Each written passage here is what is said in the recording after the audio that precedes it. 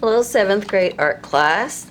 This is your Mosaic instructional video, and I already provided a PDF file that you should have seen already on Schoology that has samples. It has the, let's see, some of the basic steps so you should recognize what you see in front of you right now, some of the basic materials that you took home for e-learning.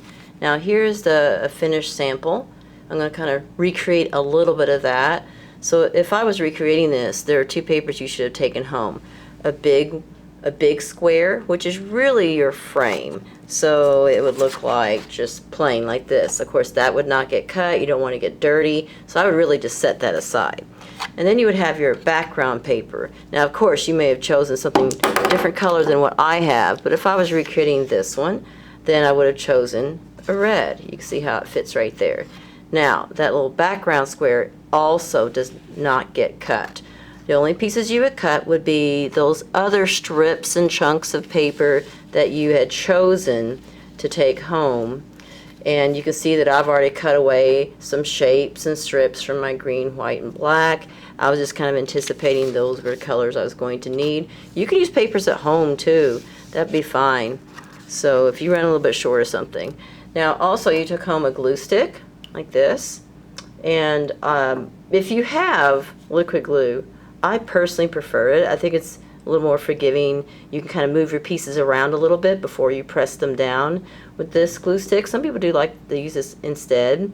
And just make sure you have newspaper down so you don't get glue stick all over your table or over your nice background, okay? And so basically, I like to start with the border first. So now, I do have a little sketch paper here. Now, I did provide this for you. It would be in your binder.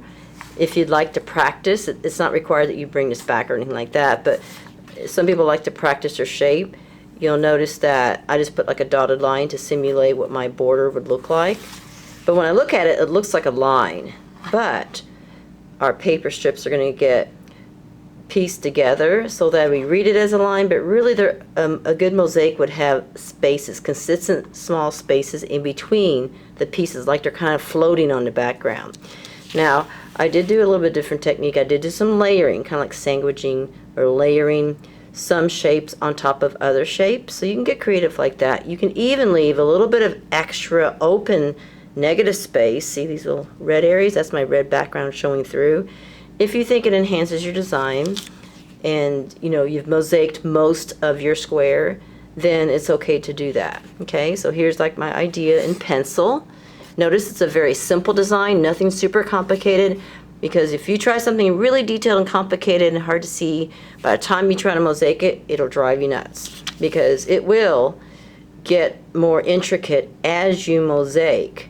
Okay, so keep it simple on your design, like a block letter or just something that you find interesting. It can even be a smiley face. Okay, I'm going to set this aside a little bit. Now, these are all loose pieces I haven't glued down. I would suggest you arrange them dry before you even glue them down. The only thing I've glued down right now is this corner piece here and a corner piece here, maybe a couple pieces there, just to kind of get it started. But I like to do my border at least on the whole side and get it kind of positioned so that I can see what my spacing is going to be. Some people like to use a toothpick and kind of help move things around like that, or like control your glue, things like that. So you can kind of see I'm just practicing it dry. I'd hate for you to glue down every little piece and then you get to this leftover little space and it ends up being a little awkward in size. You can always trim things before you glue it down a little bit, kind of customize your shapes. I purposely left a little bit of room here because I want you to see that, you can see that I've already got one of these started. I was just cutting my own strips. There we go. And then kind of mass producing here. So there's a square. Of course I could cut other shapes too. Oh, and before I forget, there's a neat technique of doing triangles where you just angle your paper like that. Oops. And you could mass produce a bunch of triangles. Now, I'm not using triangles in mine, I just wanted to show you that. It's easier than trying to cut a triangle out of a big piece of paper and then doing that a whole bunch more times. Just kind of snip, snip, snip. Okay, now I'm going to get these placed. Looks like I have room for one more. Wants to kind of jump around on me. One more. Right there. Okay, now if you're going to use a glue stick, then instead of turning around on top of my red paper, my background paper, and doing this and getting glue all over the background paper, I'm either going to use the newspaper and get glue on the back. Sometimes I even like let it stick and then pull it up like that and then place it. But like I said, I actually prefer, if you have this at home, I didn't have enough of these to send home with everybody, but I usually just like to use a little dot of Elmer's glue, liquid glue, and gently put it on there until I get it where I want it, and then push down. Now if you use that kind of glue, you'll get better at not using too much, don't overdo it and squish it everywhere. One way to keep it from, like if you're going to use the regular liquid glue, it won't matter as much if it squeezes out a little bit. Like press it down though when you're sure where it's going.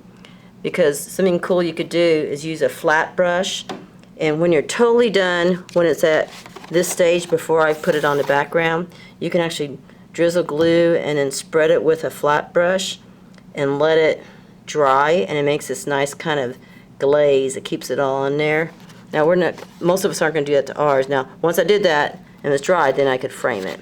Okay, but most of you will probably just do it like this, where you glue the pieces down. Okay, now what else was it? This eyeball. The eyeball is a little bit different, so that's why I was going to show you that. I didn't hand cut every tiny little piece and try to fit it in. I took a circle. You can tell where I got that circle. Cut out a circle, and then I cut it up like a pizza pie. Now these got a little jumbled up, but you can kind of see where I'm coming from here, how it started out as a circle, like a puzzle. And then I cut, cut, cut, cut. Those are my pretend scissors. And then I spread it out, so it does get a little bigger. Keep that in mind. That matters sometimes. Gets a little bigger. Spreading it out, so I have nice, consistent, equal spacing between. Oh, now, I didn't finish it because I was going to show you at least a few of my cuts here. There's another pizza pie. So really, if I was making this eye, I would go ahead and cut this one, go ahead and cut that one, and then spread those pieces out. Just wanted you to see. I can't show you the whole thing. That would take forever, wouldn't it? Now, then you may notice that I had a green piece. That gets glued. After my white ones were glued down, I glued a green piece, and then there's my smaller black pupil, and then see my little highlight flicker of light there, kind of like making a sandwich. Glued that on top. So that was just a quickie kind of way of showing you that you can customize and be creative with this. Okay. Oh, and once you have the border and your basic shape, then you start to fill in.